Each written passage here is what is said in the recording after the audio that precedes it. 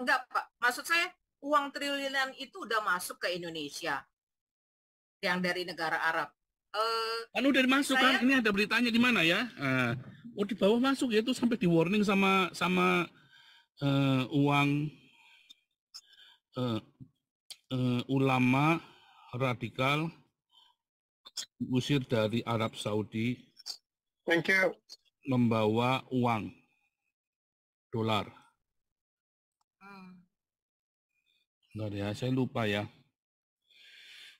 ulama radikal itu punya uang sampai segitu banyak, apa usaha mereka? Dapat dari mana uangnya? Uang dari luar, Bu. Dari negara Arab. Kan yang ulama Arab itu mereka punya banyak uang triliunan, kan mereka ulama radikal dari Arab. Mereka Ya. punya banyak uang. Jangankan Indonesia, Bu. Jangankan Indonesia, di Amerika aja duit udah masuk itu ke Seven Ivy League School gitu. Kan ketahuan belakangan. Jadi gini, penguasaan lahan minyak di Arab Saudi itu kan tiap orang kan punya lahan sendiri-sendiri. Cuma itu kan ada bangsawan Yahudi itu loh. Ulama-ulama itu duitnya banyak karena kan mereka nipu umatnya kan. Lalu mereka kan punya lahan. Nah, lahan minyak itu disewa sama Amerika. Lahannya disewa, dibikin oil drilling semua, lalu bagi hasil. Zaman itu mereka kere, tahun 1930 ada di buku saya Khilafah Terakhir ya, di bagian pertama. Kemudian orang mereka kere, kemudian dibangun sama si British, apa itu BP ya, British Petroleum itu ya, sama Amerika apa itu, Texas apa Oil Co itu ya. Pertama itu dulu masuk, nah tahun 70-an mereka tuh baru panen, tahun 30 kan mereka investasi. Ya kan mereka pasrah udah kayak orang ya udah nih aku rela ditiduri kan. Mereka harus pokoknya pasrah. Kemudian 40 tahun kemudian mereka panen tahun 70. Maka Mekah itu baru membangun, lalu mereka tiba-tiba kaya raya, semua bangsawan-bangsawan ini termasuk rajanya. Cuma kan rajanya otoriter. Nah lalu sama habisin semua, duitnya cepet-cepetan dibawa ke Indonesia. Jadi ini sudah masuk ya, ini saya carikan ya.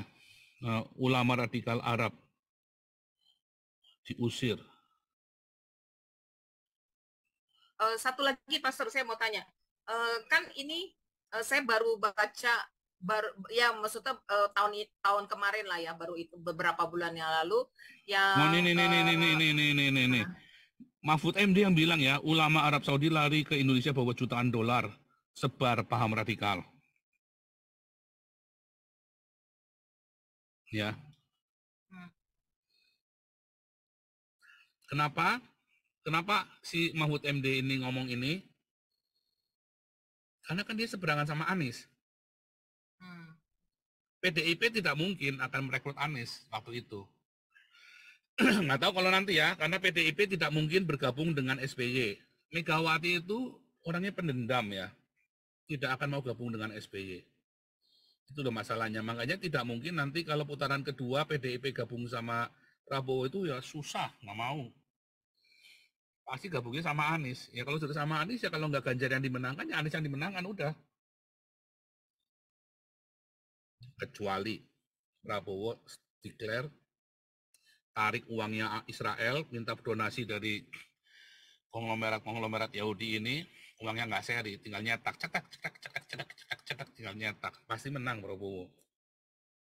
Karena intinya pemilu di Indonesia adalah siapa yang paling banyak duitnya, bukan siapa yang paling berpengaruh, tapi siapa yang paling banyak duitnya. Karena bisa ujuk-ujuk koalisinya si Anies atau koalisinya si PDIP digembosin, kasih duit, pindah semua ke Prabowo. Intinya siapa yang punya uang.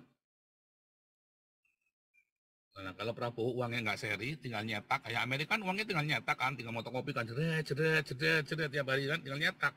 Kayak Cina kan, tinggal nyetak duitnya. Nah ya menang. Indonesia nyetak bolak-balik. Indonesia nyetak bolak-balik luntur kabeh, angel. Indonesia maunya juga nyetak sendiri. Cuma luntur. Gitu. Itu ya, itu dasar. Ini kita berapologetika, saudara ya, supaya Anda mengerti. Ini termasuk dalam apologetika bagaimana kita mengerti petanya ini ya.